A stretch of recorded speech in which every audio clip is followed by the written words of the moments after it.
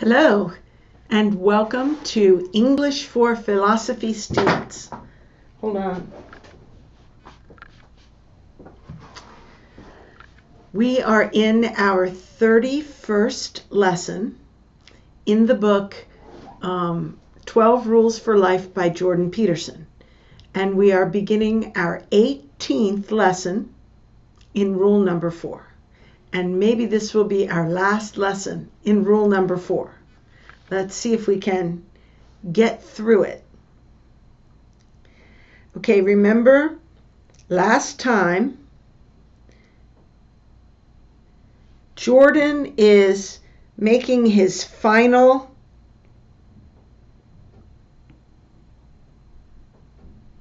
giving his final advice. Hold on.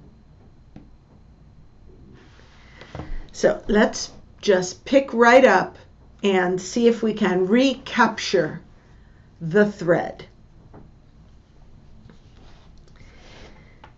Let the tasks for the day announce themselves for your contemplation. Maybe you can do this in the morning as you sit on the edge of your bed. Maybe you can try the night before when you are preparing to sleep.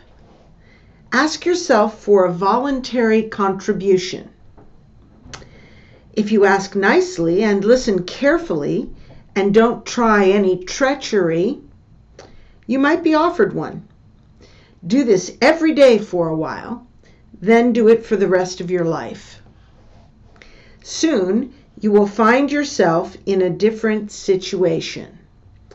Now you will be asking yourself habitually, what could I do that I would do to make life a little better?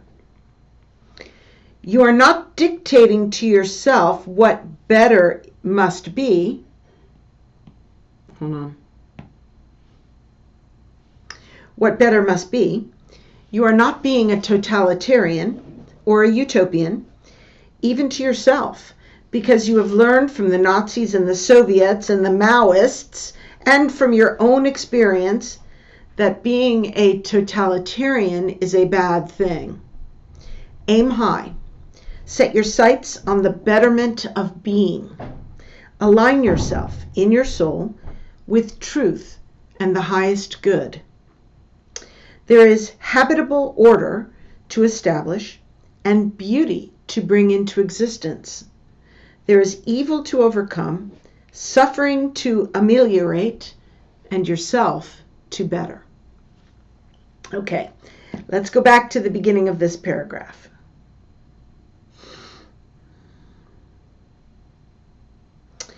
Okay, this first sentiment, let the tasks for the day announce themselves.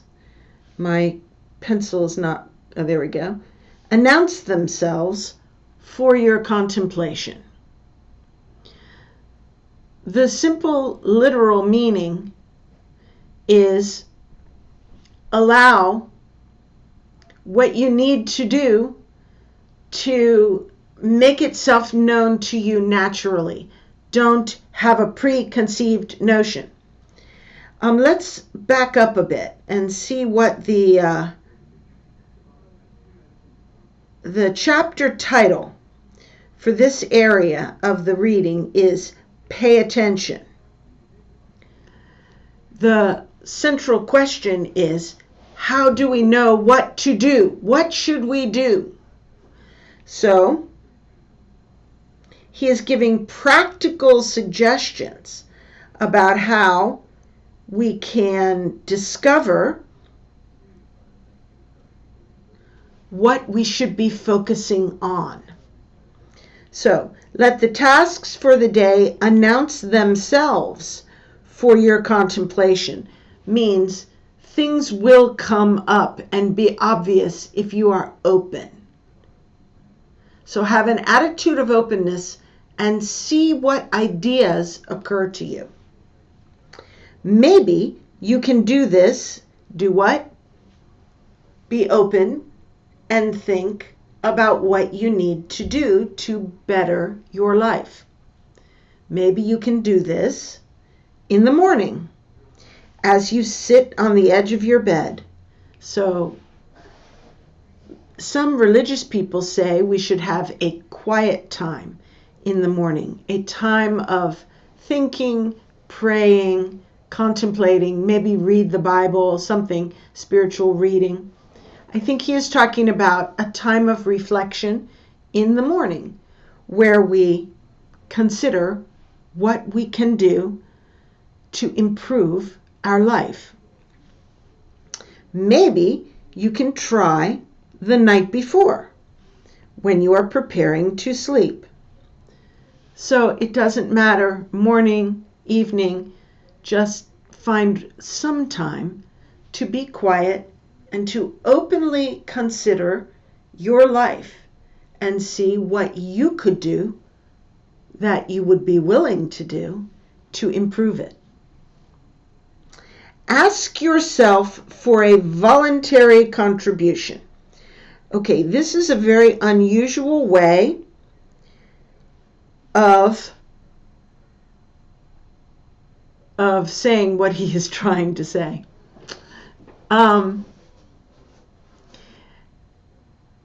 Earlier in a previous reading, he suggested that we speak to ourselves and negotiate with ourselves in a respectful and honest way, not being a tyrant or a critic or a mean, horrible taskmaster, neither being a victim, but just with respect saying, what bothers you? Would you be willing to do something to change it? So what he's reminding us of that sentiment that we read about earlier. And he's saying, ask yourself for a voluntary contribution. Ask yourself, what would you like to do to make your life better? For example, for me, about a month ago, I was sick every day. I had a headache, always, constantly. I was exhausted. And I thought that maybe it was something I was eating that was bothering me. My diet was very bad at that time because I was busy working all the time and didn't take the time to cook. So a month ago, I went on a diet that was an elimination diet. It was very restrictive, and it cut out all kinds of things that can make you sick. And I felt much better. In a few weeks, no headaches, no aches and pains, no tiredness. It was great. But in the last few days, I've been so busy at work that I get off work very late, and I am very tired when I get home. So I haven't had time to go to the grocery store. And last weekend I made food according to my diet, but it ran out today and I don't have any more to cook. So today I went to McDonald's, which was what I was doing a month ago. So I am going to ask myself, would you be willing to go to the grocery store early tomorrow morning? Or even tonight after this class, so that I can cook something tomorrow morning, so that I don't have to eat fast food? And I'll think about it. Maybe I will be willing to say yes to that, because it will make my life better if I get the healthy food and get it cooked. If I had not read this reading, I probably wouldn't ask myself to go out again tonight to shop. and I would fall back into bad eating, and I would be sick again, and I would be a victim. I would say, it's not my fault. I was too busy. I was too busy at work to shop. But a little contemplation, a little openness, and I see, aha, there is something small I can do which will turn things around before I am in the grip of headaches and other problems again. So, ask yourself for a voluntary contribution.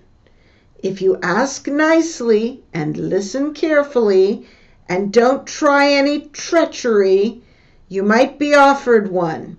Offered one what? A voluntary contribution. So ask nicely. Don't say, Margarita, you are such a lazy bum. You should have gone shopping 4 days ago. What's the matter with you? That's not nice. Listen carefully. So I think to myself, I'll be tired. I might be tired. As I'm speaking to myself, I need to think it through and listen to the objections. Don't try any treachery. That would be, in my case, well, if you go to the grocery store, you can sleep late tomorrow. That's not true. I can't sleep late. I have to go to work. I cannot promise myself a benefit that I cannot give.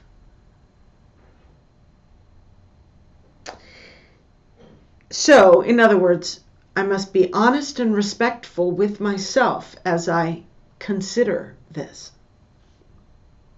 And then do this every day. Every day, take some time to open yourself up, to look at something in your life that is bothering you, and to ask, is there some small thing that you could do? Ask yourself this, to improve the situation a little. So do this every day for a while. For a while doesn't mean forever. Then do it for the rest of your life. That means forever. He is suggesting you begin a habit that will, and in fact, take on a disposition to look at your life in this manner. Soon, you will find yourself in a different situation. So if your life is very bad now, soon it will not be so bad. And after that, it will continue to get better until you stop doing this. Now, when you are higher up, so this is soon, you will be asking yourself habitually, that means every day, regularly, what could I do that I would do to make life better? To make life a little better. So remember, what could I do that I would do? For example, in my situation, I could hire somebody to do all my cooking according to my prescribed diet, but I'm not going to do that. Or I could come home every day after work and make a healthy meal. And then maybe the next day take the leftovers for lunch. But I know I won't do that because I will not continue that. So what could I do that I would do? Well, at least I would go to the grocery store tonight, maybe. I'll consider that. So what could you do that you would do to make your life a little better? It'll be a little better if there is at least food in the kitchen that I could cook if I wanted to. Right now, I don't have anything to cook. So I have no option but to go to McDonald's. You are not dictating to yourself what better must be. Okay, so dictating to yourself is the opposite of being open and listening. So when you speak to yourself, you are respectful and you negotiate. You do not dictate like a tyrant. Better means you never touch junk food ever. No. Better means I only go to McDonald's once in 2 months instead of every day for a week, starting now. You are not being a totalitarian or a utopian. A totalitarian is someone who demands that you agree. Not only that you do what the person says, but that you agree. It's the kind of person who says, you're a bad person if you don't think this. A utopian is a person who is a perfectionist, someone who is not satisfied with a little better. They demand perfection. So you're not being a totalitarian or a utopian, even to yourself, because you have learned from the Nazis and the Soviets and the Maoists and from your own experience that being a totalitarian is a bad thing. Aim high. Set your sights on the betterment of being. Okay, so our first example in this chapter was, I want my boss's job. That was not aiming very high. The final example was, I want the world to be a better place forever and for everyone. That's the highest. So I'll tell you how high I feel I can aim. I can aim high enough that my life will be a blessing to those around me, including my children and grandchildren, my employees, my customers. I can even imagine that my business might raise the standard for driving schools, that my children might be good parents themselves. I can imagine that level of, and this could influence the future generations. That's pretty much as high as I can imagine aiming. That's where I can aim. Aim high. Set your sights, that means your goal, on the betterment of being. Align yourself in your soul with truth and the highest good. So you make yourself a partner with truth and the highest good. Be committed to those. There is habitable order to establish. Okay, so order that you can live in. That is what habitable means. For example, if your house is terribly dirty and terribly cluttered and chaotic, you can change that. And you can establish a lovely, orderly home that you can live in. If your finances are chaos, you can change that. And you can establish a budget and a savings plan and a financial method that is orderly and that will facilitate life. All around you, there is habitable order that you could help establish. There is beauty to bring into existence.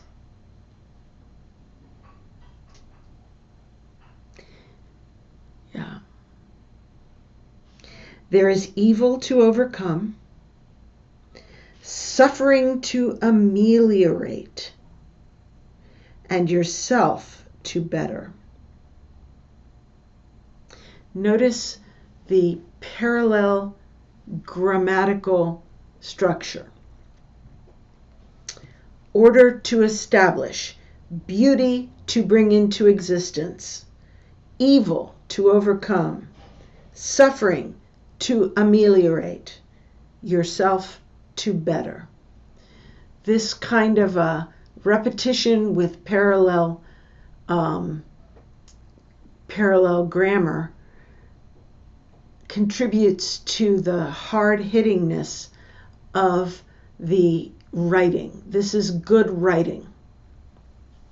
The word ameliorate means to make it less. It means to mitigate, to make it less. So suffering to ease.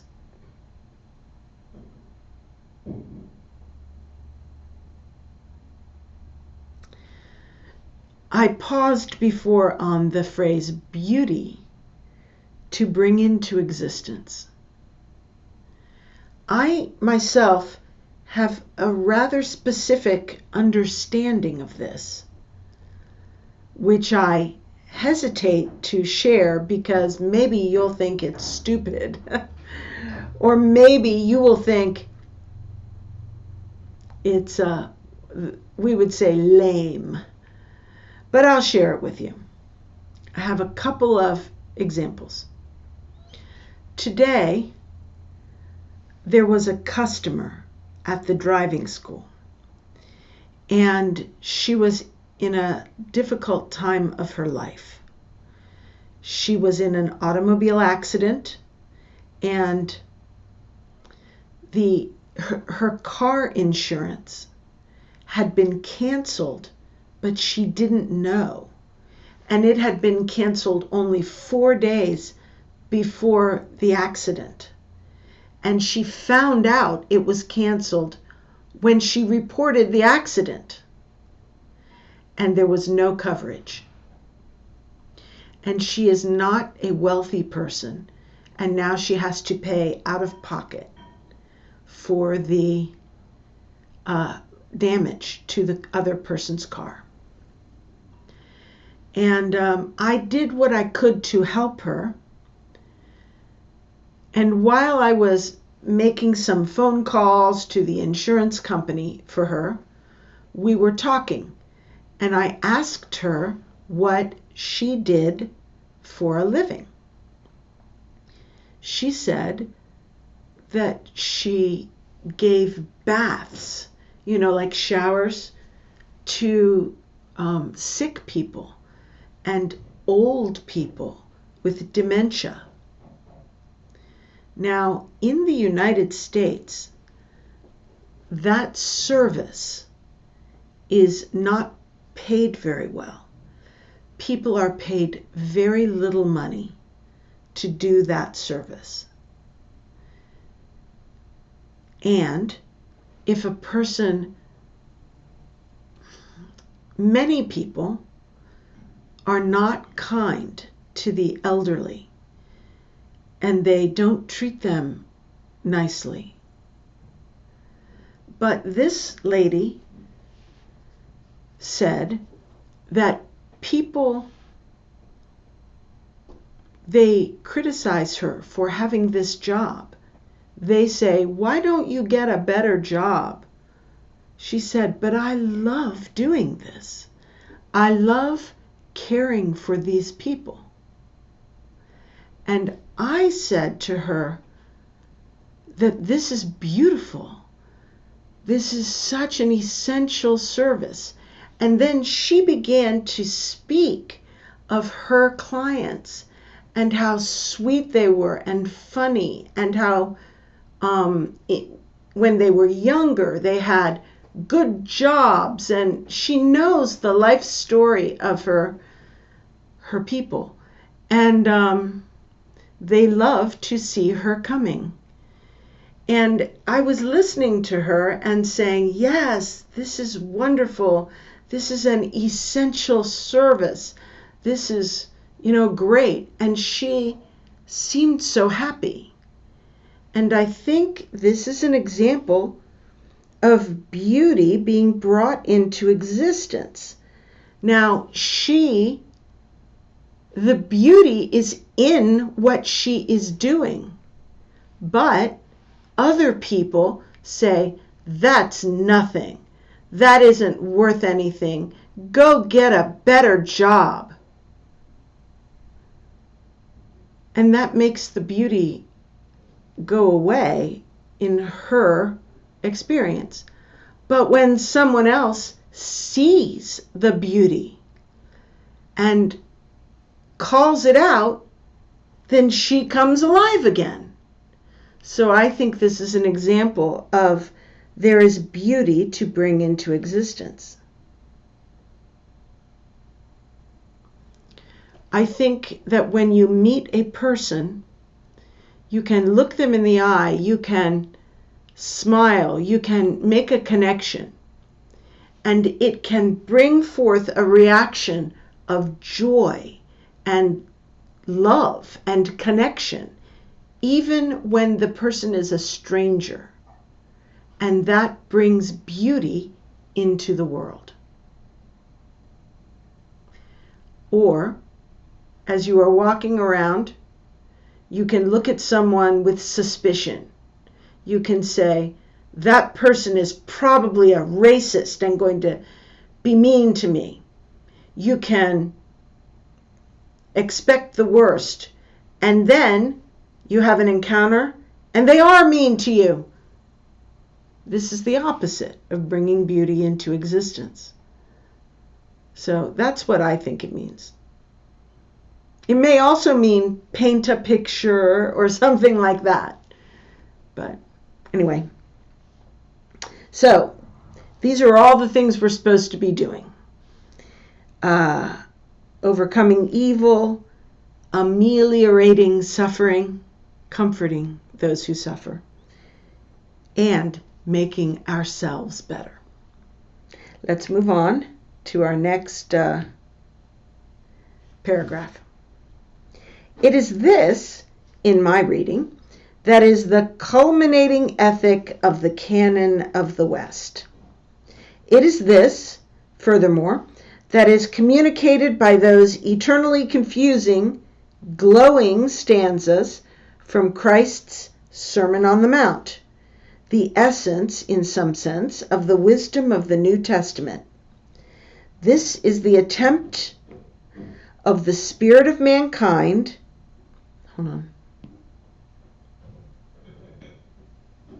The spirit of mankind, where are we? To transform the understanding of ethics from the initial necessary thou shalt not of the child and the Ten Commandments into fully articulated positive vision of the true individual. This is the expression not merely of admirable self-control and self-mastery, but of the fundamental desire to set the world right. This is not the cessation of sin, but sin's opposite, good itself. The Sermon on the Mount outlines the true nature of man and the proper aim of mankind. Concentrate on the day so that you can live in the present and attend completely and properly to what is right in front of you. But do that only after you have decided to let what is within shine forth, so that it can justify being and illuminate the world. Do that only after you have determined to sacrifice whatever it is that must be sacrificed, so that you can pursue the highest good. And then he goes into an extended quote from the Bible. I think we'll start at the beginning of the paragraph before we read the Bible quote, because this is so long, We'll talk about the first part of this paragraph first. Okay, this, in my reading, is the culminating ethic of the canon of the West.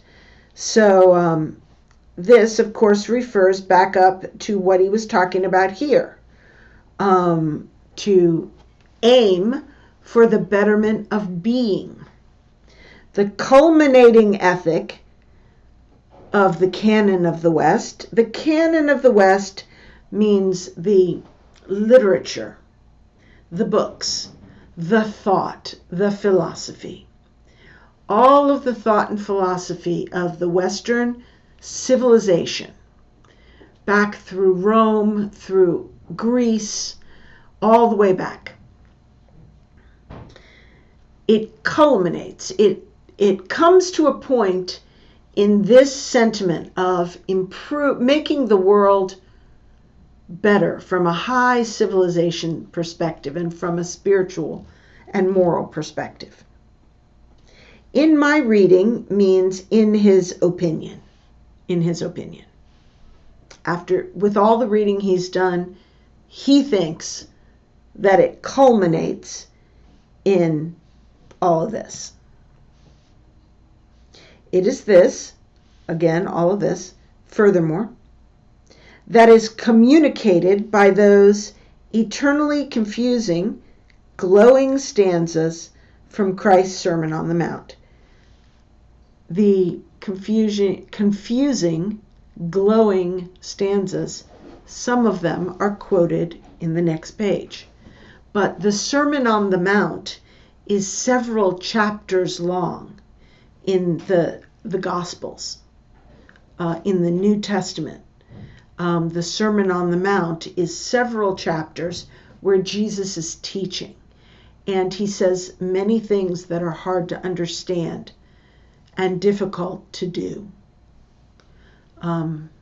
So you can look it up if you want. And he says these stanzas are glowing. I think he means they are luminous. They shed light.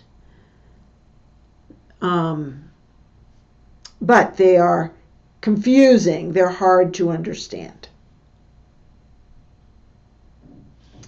The essence, in some sense, of the wisdom of the New Testament. So again, this, in his opinion, is somehow at the center of the wisdom of the New Testament. This, again, is the attempt of the Spirit of mankind to transform the understanding of ethics from the initial necessary, thou shalt not, and the Ten Commandments, into the fully articulated positive vision of the true individual. That is a complex sentence. Okay. The spirit of mankind is trying to transform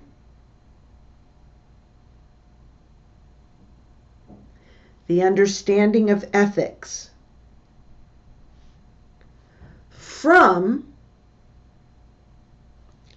thou shalt nots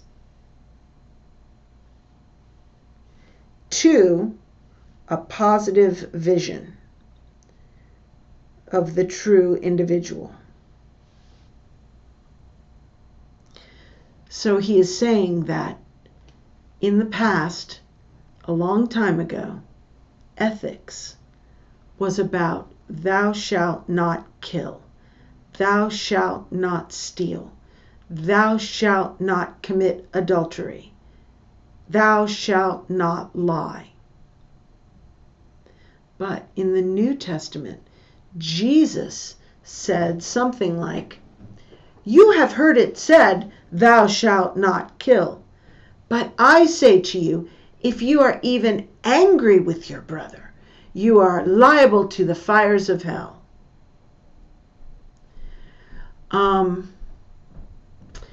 In the Sermon on the Mount, Jesus elevated ethics from simple not doing bad things into you must be more righteous than the Pharisees, or you have no hope of pleasing your heavenly Father.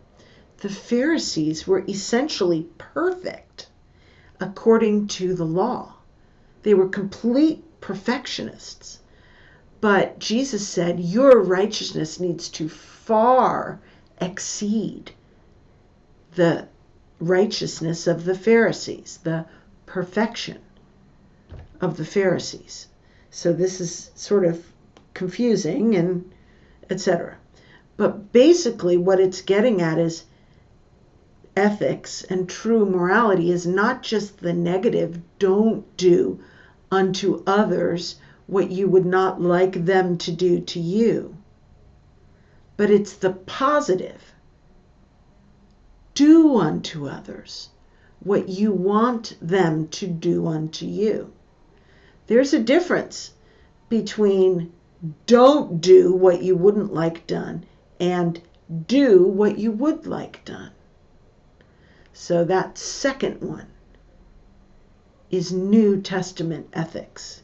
You must do something positive.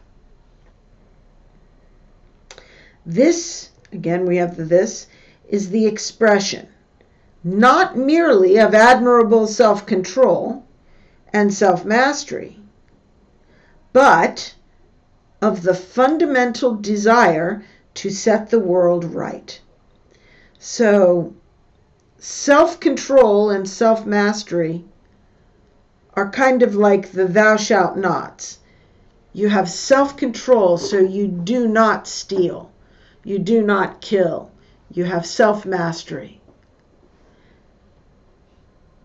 But it's not just that, not merely this. Merely reflects something that's little, not merely self-control, but something different coming. The fundamental desire to set the world right. That means to correct what is wrong with the world. This is not the cessation of sin. Cessation of sin is like thou shalt not. Do not sin. Cease from sinning. But it is sin's opposite, goodness itself.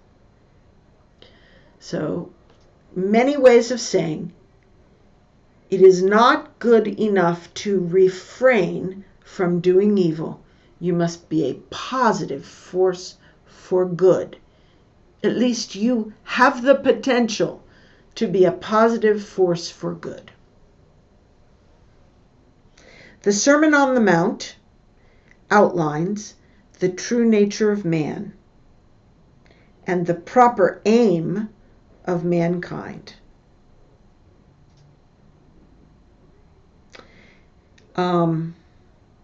And now here he is giving advice again. Concentrate on the day so you can live in the present. So concentrate on what you can do today. Don't think to yourself, I am going to be a millionaire in 5 years.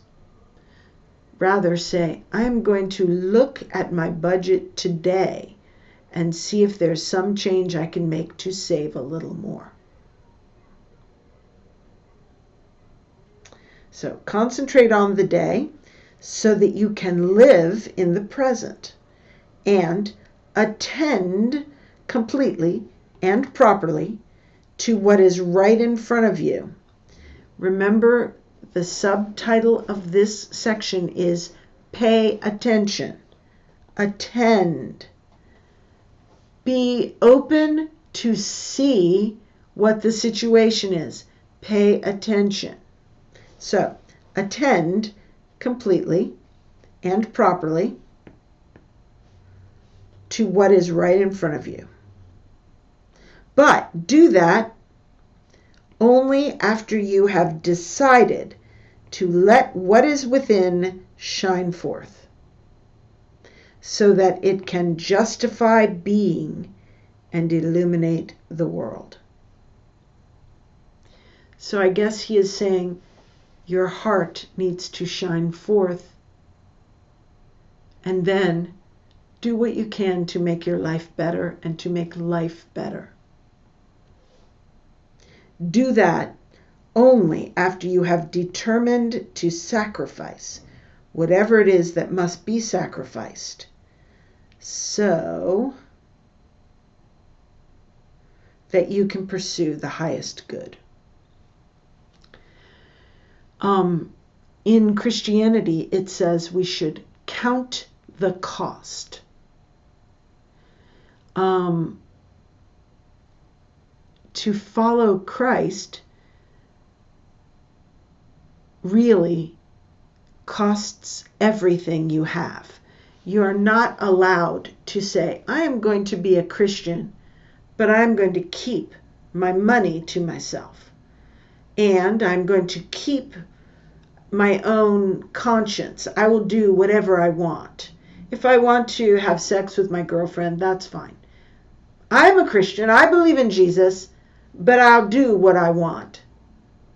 You're actually not a Christian if you do that. At least in my opinion, and I don't want to be judging who's a Christian and who isn't. So I take that back. But in order to truly align yourself with Christ, you cannot hold anything back. You have to sacrifice your right to do what you want to do, and to use your money and your resources as you please, and give it all to Him and His control. For me, that is what must be sacrificed. It's the first thing. After that, other things have to be sacrificed. But that's the bottom line. Let's read this passage from the Bible. Consider the lilies of the field, how they grow. They toil not, neither do they spin. And yet I say unto you, that even Solomon in all his glory was not arrayed like one of these. Wherefore, if God so clothe the grass of the field, which today is and tomorrow is cast into the oven, shall He not much more clothe you, O ye of little faith? Therefore take no thought, saying, What shall we eat, or what shall we drink, or wherewithal shall we be clothed? For after all these things do the Gentiles seek. For your heavenly Father knoweth that ye have need of all these things. But seek first His kingdom. Seek first the kingdom of God and His righteousness, and all these things shall be added unto you. Therefore take no thought for the morrow shall take thought for the things of itself. Sufficient unto the day is the evil thereof. Luke, which is one of the Gospels, chapter 12, verses 22 to 34. Let me see how much is left.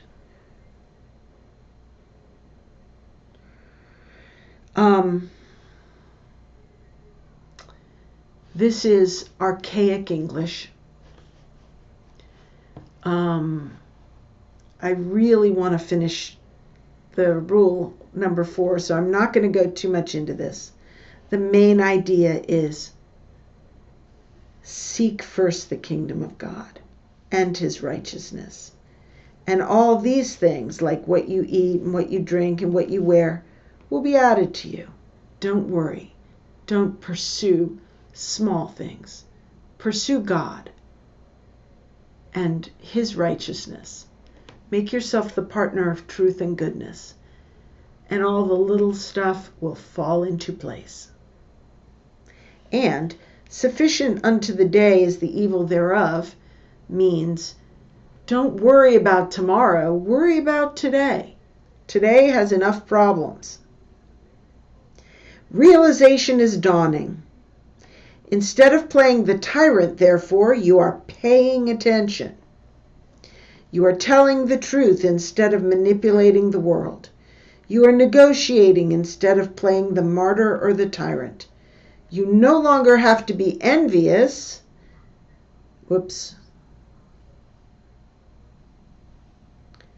Because You no longer know that someone else truly has it better. You no longer have to be frustrated because you have learned to aim low and to be patient. You are discovering who you are and what you want and what you are willing to do.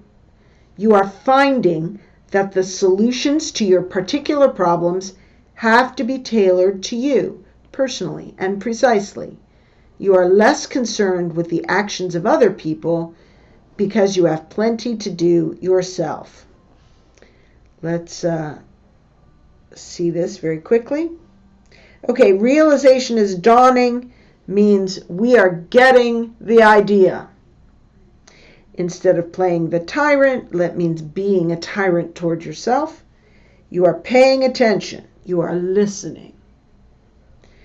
You are telling the truth instead of manipulating the world. You manipulate the world by saying, I'm a victim. Give me welfare. You have to help me because I am a victim. That's a lie. You are negotiating instead of playing the martyr or the tyrant. So I say to myself, would you be willing to do this? Rather than saying, you should do this. You no longer have to be envious, jealous, because you no longer know that someone else truly has it better. That means their circumstance is better. You don't know. Is it better?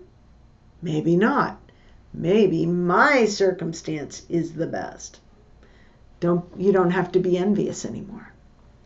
You no longer have to be frustrated because you've learned to aim low and be patient.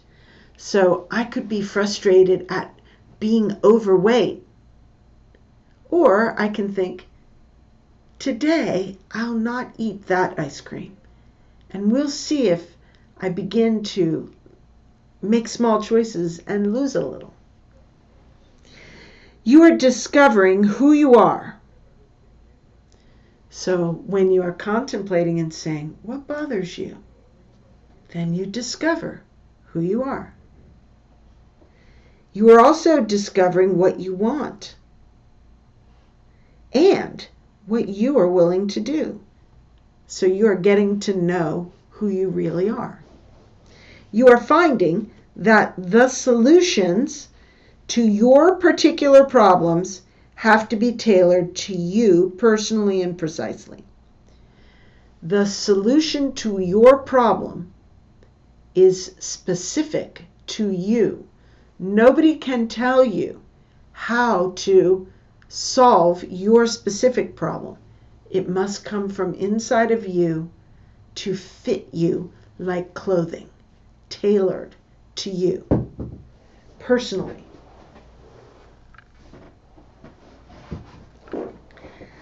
All right.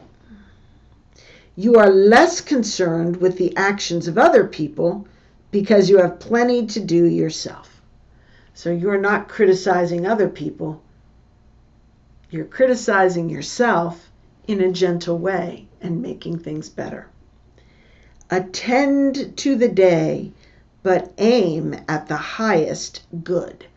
So we are doing what we can do today, but our ultimate aim is to make being better. Now, your trajectory is heavenward. That means you are moving up in your moral development and in your life. Everything is getting better. Trajectory up. That makes you hopeful. If you were moving down, you would despair. But because you can see that your trajectory, your path is taking you toward heaven, you are hopeful. Even a man on a sinking ship can be happy when he clambers aboard a lifeboat. Clambers aboard means climbs on to a lifeboat. So even if you are on a sinking ship in a very bad place, a small improvement can make you happy. And who knows? where he might go. There are possibilities that are limitless. Who knows where he might go in the future? To journey happily may well be better than to arrive successfully. That's a quote. Ask and you shall receive. Knock and the door will open. This is from the Bible. If you ask as if you want and knock as if you want to enter, you may be offered the chance to improve your life a little, a lot, completely. A little, a lot, completely. And with that improvement, some progress will be made in being itself, because you are part of being. Compare yourself to who you were yesterday, not to who someone else is today. So this is the rule. This is rule number 4 right here. So let us go back to the beginning and read the heading titles and try to put the entire argument into our minds. Okay? And then we'll be finished. Okay, first we have a picture of 2 children, and this girl is taller than this boy. He looks angry, maybe because she is a little bit taller than he is. The rule: compare yourself to who you were yesterday, not to who someone else is today. So, who you were yesterday, if it is worse, that means you are on the way up. And you can be happy, no matter where someone else may be. Okay, the first was the internal critic. And it was talking about how mean we are to ourselves. You're an idiot. You are no good. You're not as good as Mozart at playing the piano, so you're worthless. Okay? Then we had many good games. So it was saying, so maybe you don't play the piano as well as Mozart, but maybe you're pretty good at playing basketball. It's okay to be good at some things, not so good at the others, bad at some. There are many areas that you can excel or be average in. Okay? So the fact that you are not Mozart does not mean you are worthless. Okay? That many good games thing is really long. Okay. The next one is the point of our eyes, which is a pun, or take stock. Okay, this is talking about how we see only what little thing we are focused on. But if we would broaden our vision and see what our life is like more broadly, we would be able to improve ourselves.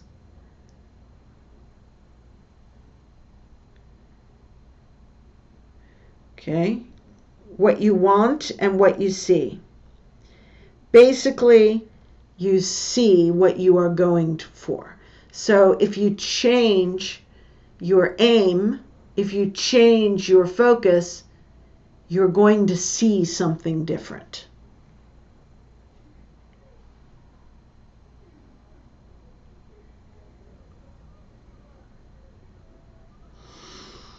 Old Testament and New Testament God.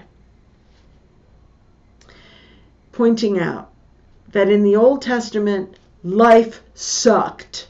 And God was an angry, punisher. And that seemed realistic. It seemed that the God matched the world. But in the New Testament, we have a God of love.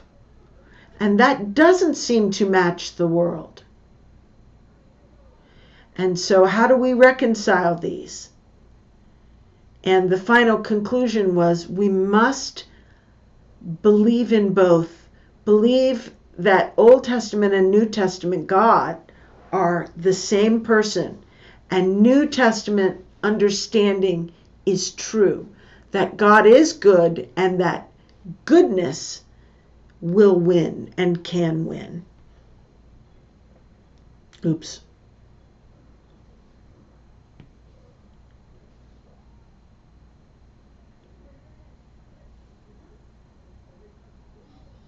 I think, yes.